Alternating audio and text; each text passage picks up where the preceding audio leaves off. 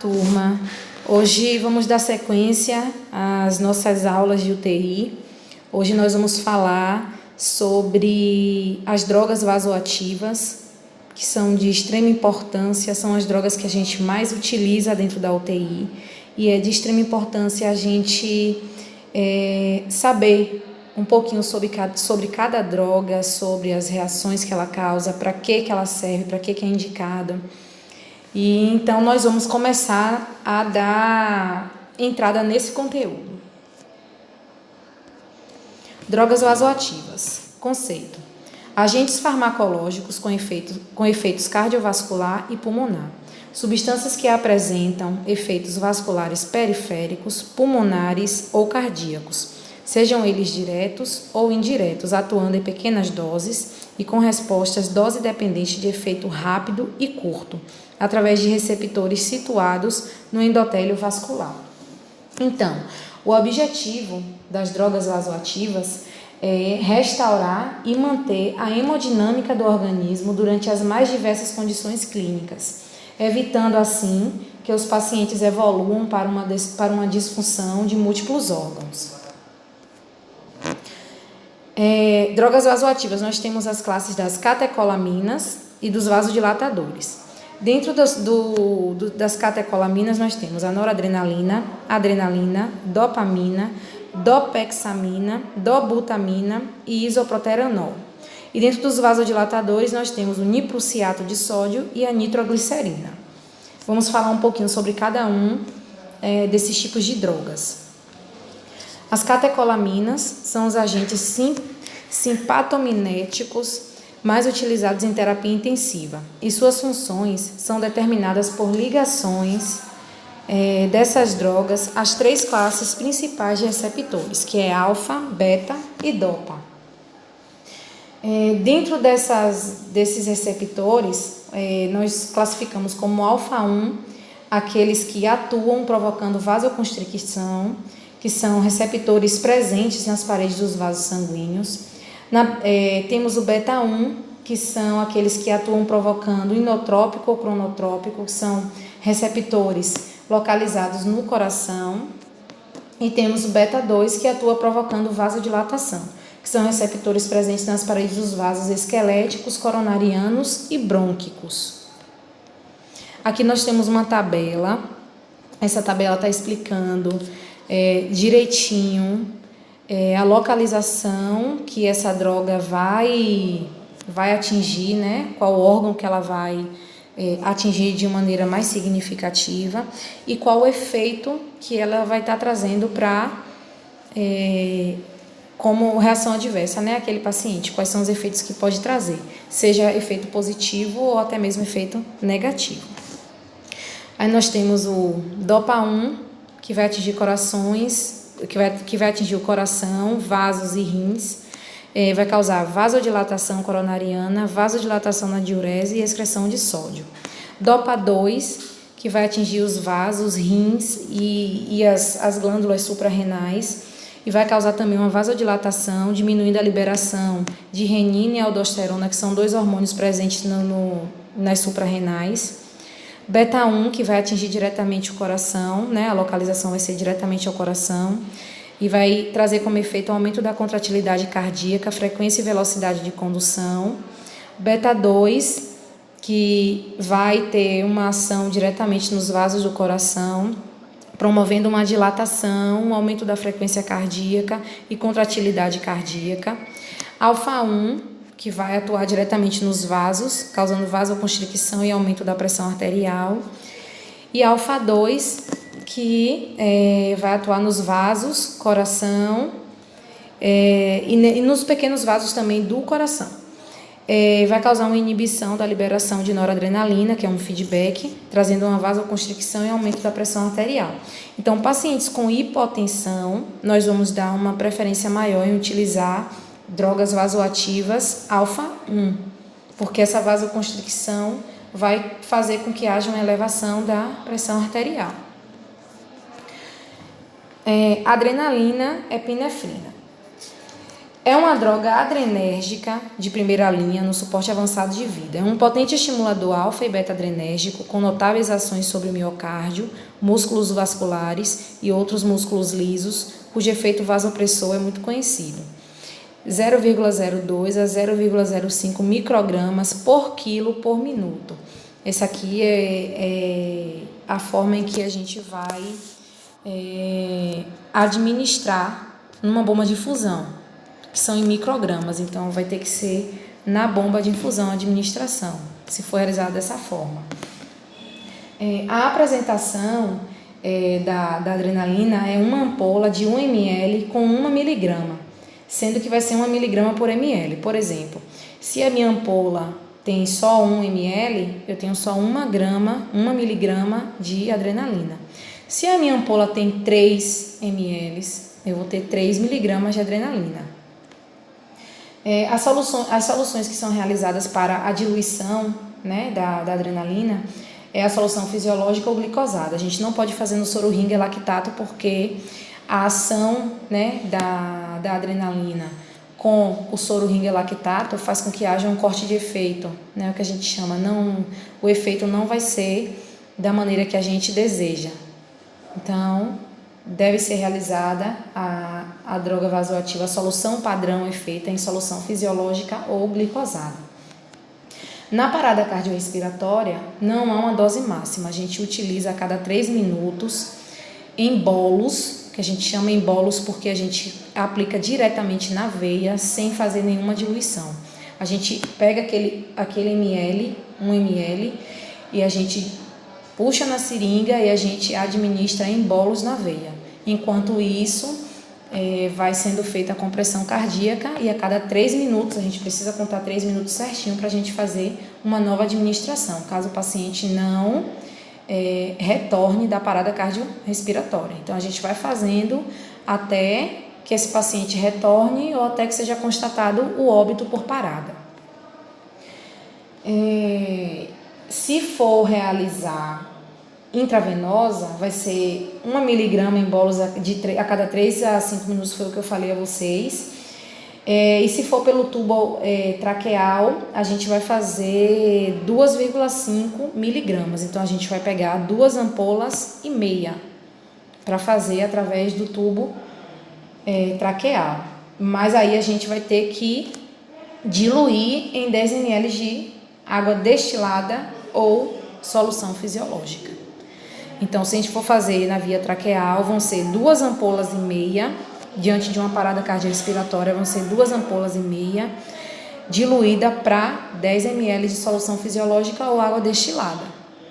Se for realizada em bolos, como eu já tinha explicado aqui a vocês, vai ser a cada 3 ou 5 minutos, depende do médico, e aí vai ser em bolos, vai ser diretamente na veia, sem diluição nenhuma. Na bradicardia sintomática, ou que gera hipotensão refratária, a atropina deve-se fazer 0,5 miligramas intravenosa em bolos, ou a infusão continua 2 a 10 microgramas. Isso aí vai ser realizado na bomba de infusão, em microgotas. No broncoespasmo, vai ser subcutânea, de 0,3 a 0,5, a cada 20 minutos, no máximo 3 doses. Não pode passar de 3 doses subcutânea. Por que não pode passar de 3 doses?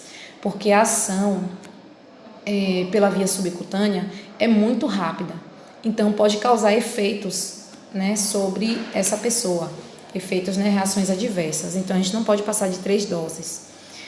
E por inalação, que é quando o paciente está com muita falta de ar, a gente não está conseguindo controlar com nada, a gente pode fazer a adrenalina na nebulização e a gente vai colocar a ampola inteira, que é 1 miligrama, numa solução em 5 ou 10 ml de solução fisiológica e colocar para nebulizar. Essa aqui é a ampola da adrenalina. A infusão da adrenalina, quando usada na via intravenosa, em bomba de infusão, deve-se usar em veia central, ou seja, a gente vai fazer isso através de catéter central. O catéter central pode ser na jugular que é a veia que percorre aqui pelo nosso pescoço, ou na femoral. Então, a gente vai fazer o acesso central em uma das duas veias. Noradrenalina, também chamada de norepinefrina, é uma droga de primeira escolha para pacientes hipotensos que não respondem à infusão de líquidos, que é quando a gente faz o soro fisiológico, mas não está obtendo o resultado, continua a cair a PA. A indicação em casos de sepse, choque cardiogênico, hipotensão severa ou ressuscitação cardiopulmonar. A noradrenalina, ela tem como ação ajudar no aumento da pressão arterial sistólica e diastólica, ajuda também no aumento da resistência vascular sistêmica e ajuda na contratibilidade cardíaca. A apresentação dessa droga é uma ampola que equivale a 4 miligramas, mas é uma ampola de 4 ml. Geralmente a que a gente encontra é essa, é a ampola de 4 ml que contém 4 miligramas, ou seja, é 1 miligrama por ml. A noradrenalina deve ser administrada em acesso venoso central exclusivo. Protocolos para diluição sempre em solução glicosada a 5%. E aí vão ser 8 ampolas em 218 ml de soro glicosado a 5%. Isso aqui é a solução padrão e ela tem que ser realizada em bomba de infusão. Então o médico vai pedir como é que ele quer o microgotejamento. A gente vai fazer o microgotejamento de acordo com a prescrição médica. Mas a solução padrão, a gente precisa saber como é a solução padrão. Então, a gente precisa ter em mente que a gente vai colocar 8 ampolas em 218 ml de soro glicosado a 5%. Não pode ser em outro tipo de soro. A solução padrão é essa. Caso ocorra infiltração, deve-se infiltrar em toda a área afetada com agulha hipodérmica de 10 a 15 ml de solução salina, com 5 a 10 mg de fentolamina, que é um bloqueador, adrenérgico. Geralmente os médicos pedem para ser realizada de 0,05 a 0,1 microgramas. Então a gente vai programar isso na bomba de infusão. Essa aqui é a apresentação, da norepinefrina. Ela vem numa ampola de 4 ml, sendo que a cada ml nós temos 1 miligrama. Dopamina. A dopamina, que também pode ser chamada de Revivan, ela é indicada para persistência de oligúria, choque com resistência vascular sistêmica diminuída, baixo débito cardíaco, age no leito renal e coronariano e aumenta a pressão arterial e frequência cardíaca. A dopamina, ela, em baixas doses, ela tem um efeito vasodilatador renal. É também indicada em situações nas quais os parâmetros hemodinâmicos estejam estáveis, porém com oligúria persistente, que é um efeito dopaminérgico. Então, quando se tem uma oligúria muito persistente, a gente utiliza a dopamina para controlar. Ela pode também ser utilizada em condições de choque com resistência periférica diminuída. Aí nós temos uma ampola de 10 ml, que equivale a 50 miligramas, são 5 miligramas por ml. Nós vamos diluir no ringer, no ringer lactato, ou num soro fisiológico a 0,9%. Caso a gente não tenha um ringer na unidade ou o soro fisiológico também esteja em falta, a gente pode diluir no glicosado, mas a preferência é que seja feita a solução padrão no ringer lactato. E aí a gente vai utilizar 5 ampolas de dopamina em 200 ml de solução ringer lactato. Essa aqui é a apresentação, como é a ampola, é uma ampola grande de 10 ml.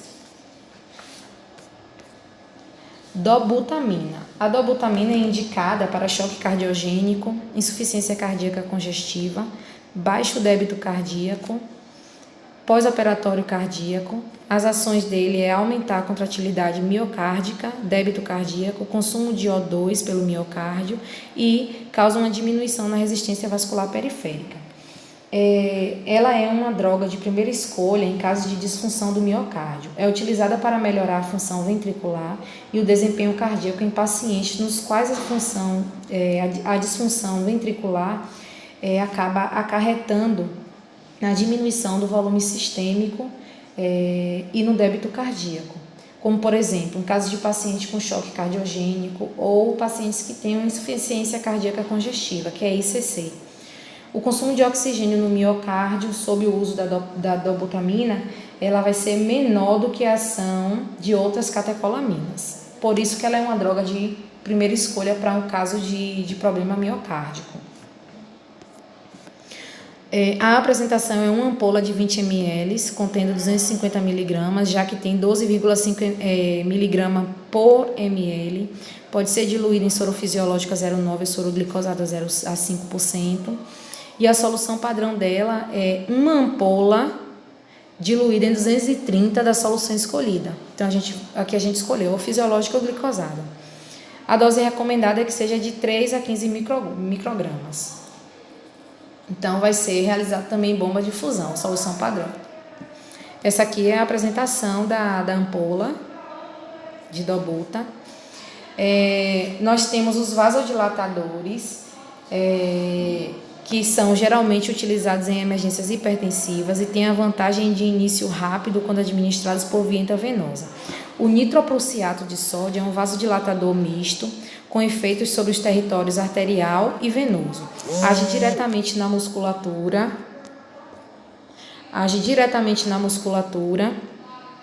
lisa vascular. Então, ele é indicado para crises hipertensivas, insuficiência cardíaca congestiva, ajuda a melhorar a angina e diminui a pré-carga cardíaca. O nitroprusiato de sódio é de 0,1 a 0,2 microgramas por dose. Ele é fotossensível, por isso deve ser realizada a troca do equipo a cada 4 horas, se normal, ou 24 horas se fotossensível. A apresentação é uma ampola de 50 mg, com um diluente de 2 ml. Então, a gente deve diluir o pozinho, dessa ampola e colocar no soro glicosado a 5%. Vai ser uma ampola no soro de 250 de soro glicosado a 5% de 250 ml. Essa é a solução padrão do nitroprusiato de sódio. A ampola dela vem dessa forma. É conhecido como Nipride, A gente conhece mesmo como Nipride. E aí ela vem em apresentação dessa forma. A gente vai diluir o pozinho que tem aqui, que vem um diluente, e aí a gente vai inserir em 250 ml de soro glicosado a 5%. Nós ainda temos a nitroglicerina, que promove a vasodilatação coronariana. Vão ser de 2 a 20 microgotas por dose. A apresentação é uma ampola de 25 miligramas